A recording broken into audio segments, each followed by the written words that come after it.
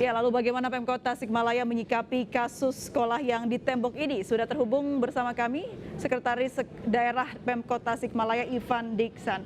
Selamat malam Pak Ivan. Selamat malam Mbak April. Baik, Pak Ivan, mengenai kasus ini apa solusi Pak dari Pemkot Tasikmalaya?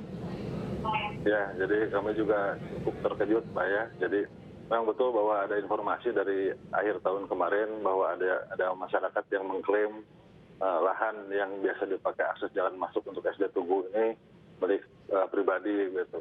Nah kemudian juga kami sudah menugaskan Dinas Pendidikan untuk berkomunikasi sebenarnya terkait dengan itu. Nah cuman memang karena sekarang ternyata kondisinya sudah ditembok, barangkali kami akan mencarikan solusi karena memang akses yang baik untuk anak-anak didik itu ya lewat jalan yang ditembok ini, karena ini langsung menuju ke jalan yang besar gitu, sehingga lebih mudah dijangkau oleh anak-anak didik. Nah kami pemerintah Kota Tasikmalaya sebenarnya sudah merencanakan menganggarkan di tahun depan, tahun 2022, kita tentunya juga harus pendekatan dengan pemilik lahannya, dan mudah-mudahan kita akan himbau pemilik lahannya agar bisa merelakan lahannya untuk dibeli oleh pemerintah Kota Tasikmalaya agar akses ke sekolah itu bisa dibuka kembali. Baik, Pak Ivan, apakah pembangunan ini dilakukan selama pembelajaran online selama ini? Ya, tampaknya begitu karena kita kan baru sekitar seminggu Mbak April ya melaksanakan uji coba tatap muka, sudah mulai dibuka. Nah kemarin waktu online kelihatannya ternyata dilakukan pembangunan benteng itu. Nah ini yang saya juga cukup terkejut gitu. Jadi kemarin kan memang tidak ada yang hadir di sekolah kan kemarin itu. Tiba-tiba pada saat anak-anak sudah diperbolehkan untuk tatap muka di sekolah, ternyata aksesnya sulit begitu sekarang ini. Baik, Pak Ivan, ini yang mengklaim lahannya apakah sudah benar milik dari pemilik tersebut atau masih dalam proses sengketa? Ya kita juga menugaskan dari staf dari pemerintah Kota Tasikmalaya bagian aset untuk juga mengklarifikasi karena memang ini kan sudah lama Mbak, sekolah ini sudah puluhan tahun ada di sana dan selama ini memang tidak pernah ada yang mengklaim itu lahan milik pribadi. Anak-anak dan guru juga keluar masuk lewat jalan yang di depan itu.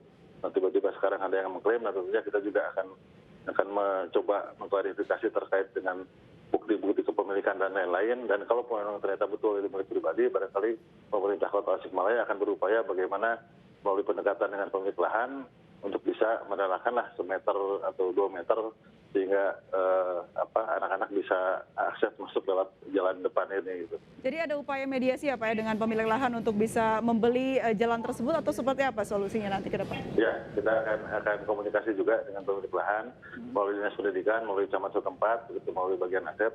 Kita akan coba komunikasi sehingga kita bisa mendapatkan solusi yang terbaik baik untuk anak-anak didik, untuk sekolahnya juga untuk pemilik lahannya. Gitu. Komunikasinya ini seperti apa Pak? Minta lahan dibuka atau akan membeli lahan tersebut? Ya, sebenarnya kalau pemilik lahannya merelakan itu sangat baik gitu ya.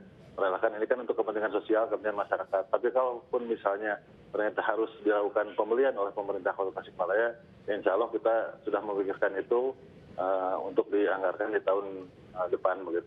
Baik, Pak Ivan, tadi yang menarik adalah Anda mengatakan bahwa pemilik lahan ini sudah memiliki lahan ini bertahun-tahun lamanya dan sudah memberikan akses begitu kepada anak-anak sekolah di sana. Apa yang menyebabkan akhirnya pemilik lahan ini membangun benteng ini, Pak?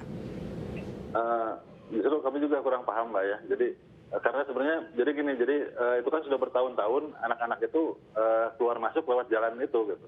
Jadi itu kan sehingga apalagi kita kan ini sejak kota berdiri itu kan sudah 2001 itu sudah akses anak-anak sekolah itu sudah lewat depan itu. Dan tiba-tiba mungkin apakah ada perubahan pemilik lahan atau lainnya, kami juga kurang paham, sedang kami telusuri, sehingga tiba-tiba ada sikap dari pemilik lahan untuk menutup itu. Nah ini yang barangkali kami sayangkan, tapi kami akan coba komunikasikan dengan para pemilik lahan. Komunikasi terakhir dengan pemilik lahan seperti apa Pak dan apa hasilnya? Sementara ini Dinas Pendidikan sudah kami minta untuk komunikasi, ya mudah-mudahan ada titik terangnya begitu Pak, kita berharap.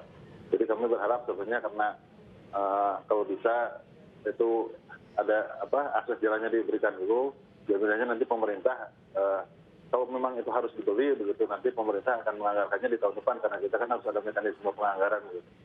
Masih ada sisa anggaran kah Pak tahun depan untuk bisa membeli lahan ini? Ya artinya ini bisa jadi prioritas kami, Mbak. Karena ini kan kepentingan anak didik ya, kepentingan bagaimana pendidikan ini bisa berlangsung dengan baik, dengan berkualitas. Tentunya salah satunya juga infrastruktur yang harus mendukung, dan yang salah satunya yaitu jalan masuk gitu.